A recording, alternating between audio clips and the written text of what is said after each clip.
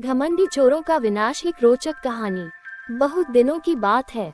किसी शहर में रमन, घीसा और राका 3 चोर रहते थे।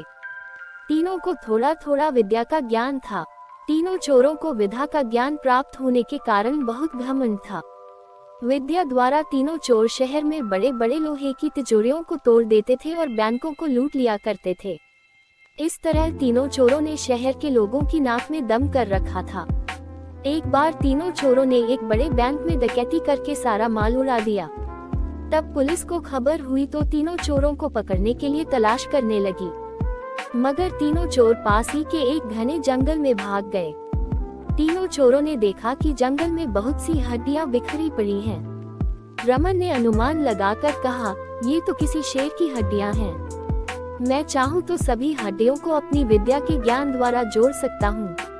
घीसा को भी विद्या का घमंड था, सो वह बोला, अगर ये शेर की हड्डियां हैं तो मैं इनको अपनी विद्या द्वारा शेर की खाल तैयार कर उसमें डाल सकता हूँ। रमन और घीसा की बात सुनकर राका का भी घमंड उमड़ पड़ा और उसने कहा, तुम दोनों इतना काम कर सकते हो तो मैं भी अपनी विद्या द्वारा इसमें प्राण डाल सकता हूँ। तीनों चोर अपनी विद्या का प्रयोग करने लगे। कुछ देर बाद रमन ने सारी हड्डियों को जोड़ दिया और घीसा ने शेर की हुबहू जान डाल दी।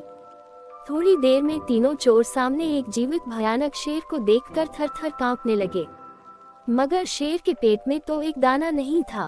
वह भूख के मारे गरजता हुआ तीनों चोरों पर हमला कर बैठा और मारकर खा गया। शेर मस्त होकर घने जंगल की ओर चल दिया। कहानी से शिक्षा। दोस्तों, इस कहानी से हमें यही शिक्षा मिलती है कि कभी घमंड नहीं करना चाहिए। घमंडी को हमेशा दुख का ही सामना करना पड़ता है।